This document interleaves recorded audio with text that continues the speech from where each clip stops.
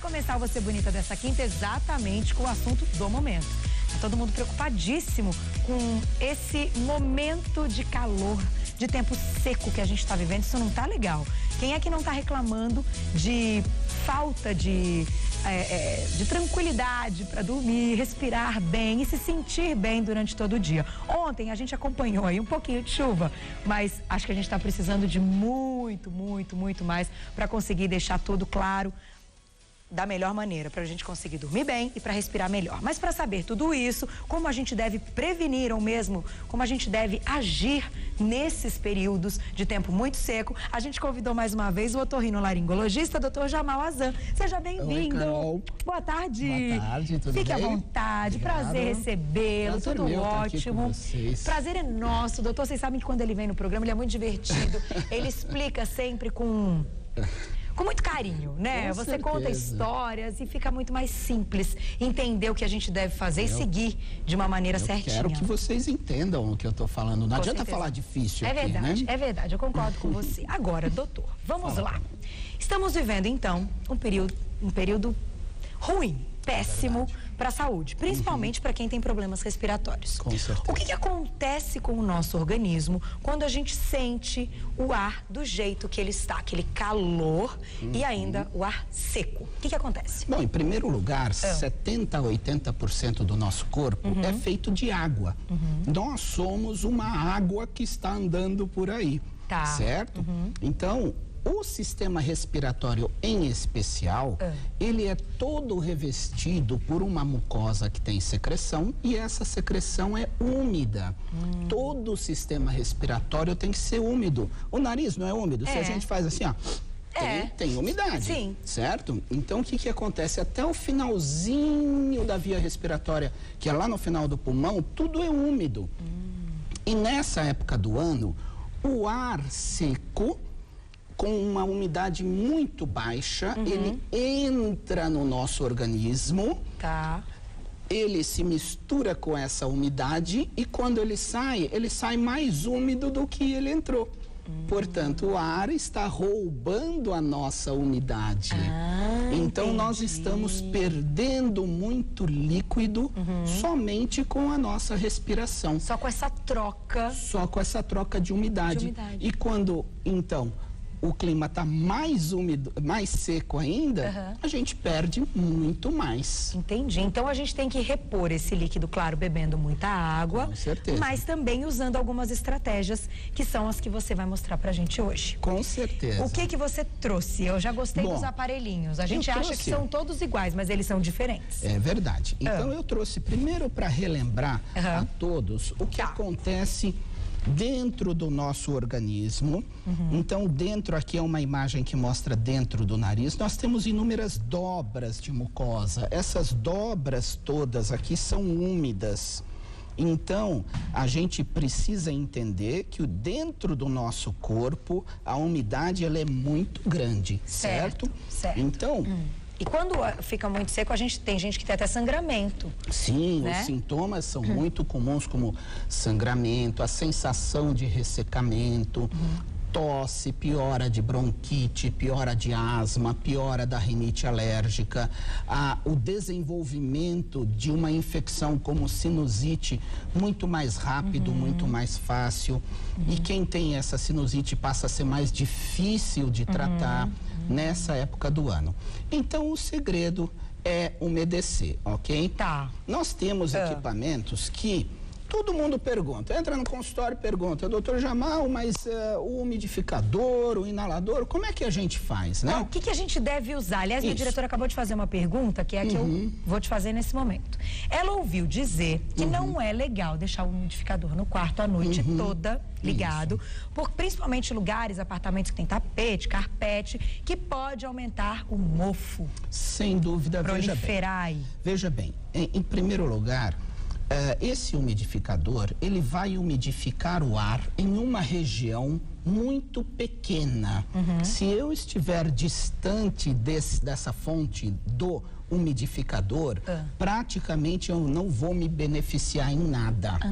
Entendi. Okay? Então, quartos muito grandes já não vai adiantar. Ele tem que estar próximo da minha cabeça, do meu nariz, Tá ok? bom. Então, em primeiro lugar, o umidificador deve ficar próximo, 1 metro no máximo, para que a gente sinta esse vapor. Se não tiver esse vapor aqui chegando na gente, não adianta. Entendi. Depois, para que este umidificador gere um problema de bolor, de mofo, o ambiente teria que estar fechado, o que é contraindicado. Então, para a saúde respiratória, os ambientes têm que estar sempre ventilando. Tá. Então, este umidificador não vai conseguir gerar mofo, gerar umidade, se você abrir as janelas no dia seguinte de manhã.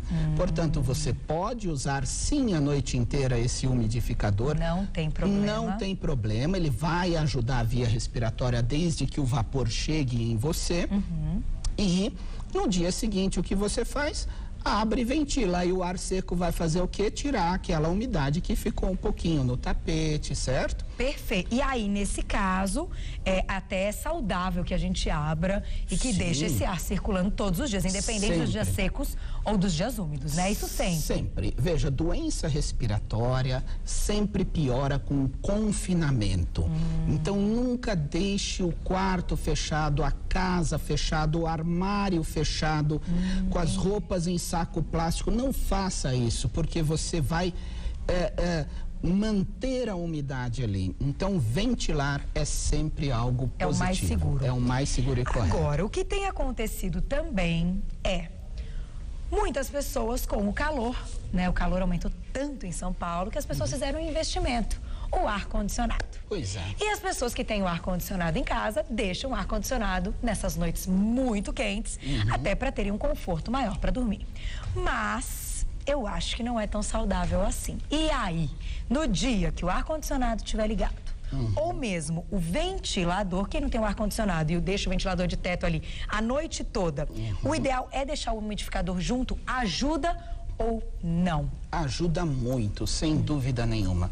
O ar-condicionado, ele tem duas principais consequências do trabalho dele: resfriar o ar, que é o que a gente quer, porém ele tem uma outra consequência, que é ressecar o ar, diminuir a umidade do ar. O ar-condicionado, ele tira mais ainda a umidade do ar. Entendi. Então, para quem vai utilizar o ar-condicionado durante períodos prolongados, deve manter a sua hidratação em dobro, deve se preocupar mais ainda com a hidratação. Tá.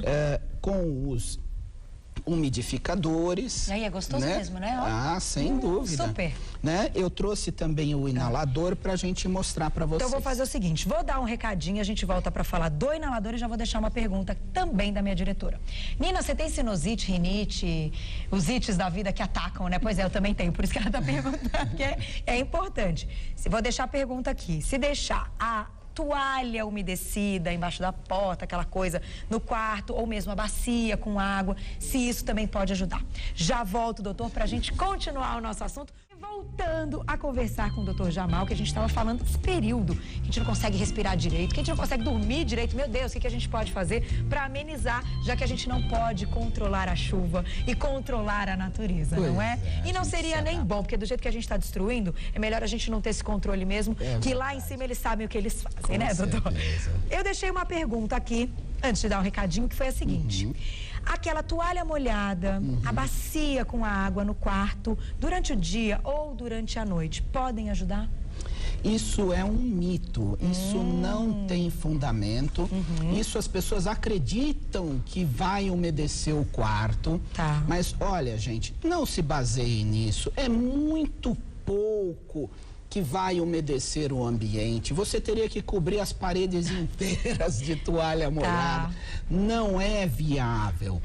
E esta evaporação não é o suficiente para manter o ambiente úmido, muito menos essa umidade chegar dentro do nosso organismo. Não se engane, não. Então é mito. Mito, não é verdade. Nininha, é mito.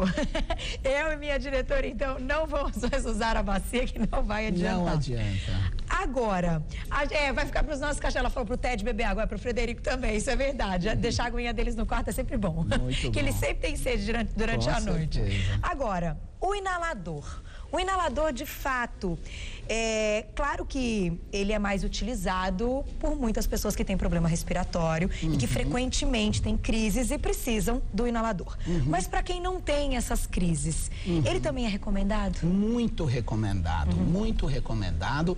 Principalmente nós temos que lembrar das crianças e dos idosos. Porque as crianças ficam correndo por aí, não quer saber de tomar água, né? E os idosos já têm um reflexo de necessidade de água diminuído. Então, o idoso não tem vontade de tomar água. A gente fala para ele, ele não quer, né? Então, veja, o aparelho de inalação, ele coloca uma umidade direto no nosso sistema respiratório. Nós vamos inalar esse soro fisiológico e isso vai umedecer desde o nariz até toda a via respiratória. Olha que importante. Isso é extremamente recomendado, pode fazer sem problemas. Agora eu chamo muito a atenção que nós recomendamos que faça a inalação somente com soro fisiológico. Importante. Porque tem aquelas gotinhas que coloca de bronquite, não façam isso sem a estrita orientação médica.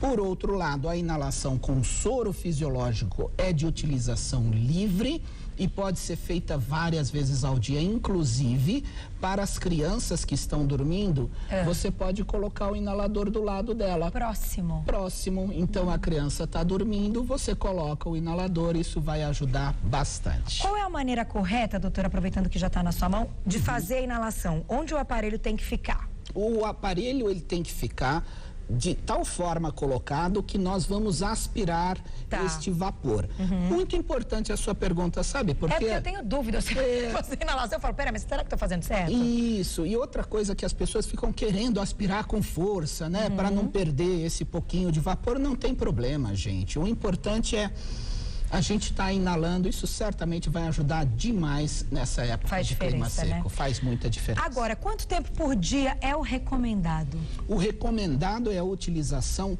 totalmente livre. Você pode fazer 1, 2, 3, 5 inalações por dia. Agora, o que a gente precisa lembrar é que se começar qualquer quadro respiratório, uma tossezinha, um nariz um pouco entupido, o nariz está congestionado, aí faça mais inalação ainda, porque a inalação com soro fisiológico vai ajudar muito essa secreção sair mais rápido. Vai diluindo. Vai diluindo a secreção, porque ela grossa, é duro de escorrer, é duro de sair. E ela úmida, ela sai mais fácil. Façam isso. Perfeito. Eu vou fazer só uma perguntinha que chegou da Simone, que ela mandou desde o início do programa, que é a seguinte. Tenho rinite e faço tratamento. Tenho 27 anos e tenho umidificador. Deixei ligado a noite inteira e acordei pior. Por quê? Beijo, Simone. Obrigada pela pergunta. Certamente o umidificador não gerou nenhum tipo de piora.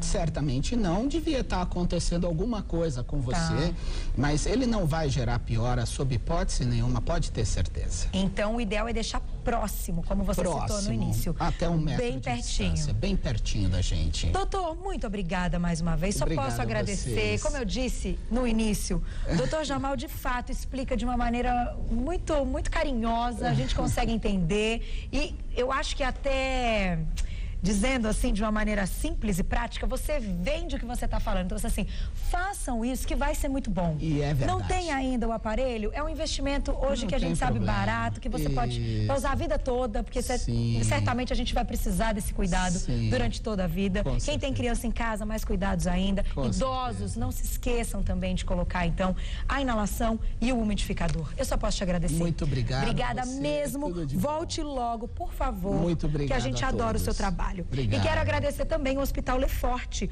o site www.leforte.com.br. Muito obrigada e até a próxima, doutor.